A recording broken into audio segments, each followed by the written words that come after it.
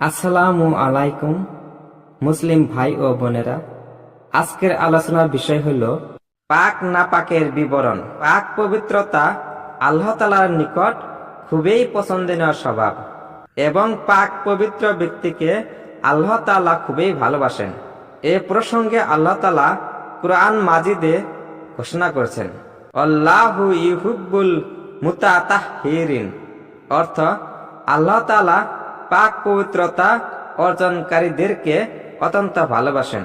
বুখারী শরীফ ও মুসলিম শরীফে বর্ণিত আছে যে হযরত মুহাম্মদ সাল্লাল্লাহু আলাইহি সাল্লাম ইরশাদ করেছেন, আত-তুহুরু শাতরুল ঈমান, আত-তুহুরু শাতরুল ঈমান, অর্থ পবিত্রতা ঈমানের অংশ বিশেষ। এরপরে ভিডিওতে পবিত্রতা ও অপবিত্রতা সম্বন্ধে বিশদভাবে আলোচনা করব ইনশাআল্লাহ। এরপরে ভিডিও হলো নাপাকি বা অপবিত্রতা, অর্থাৎ নাজাসাত ও তার প্রকারভেদ।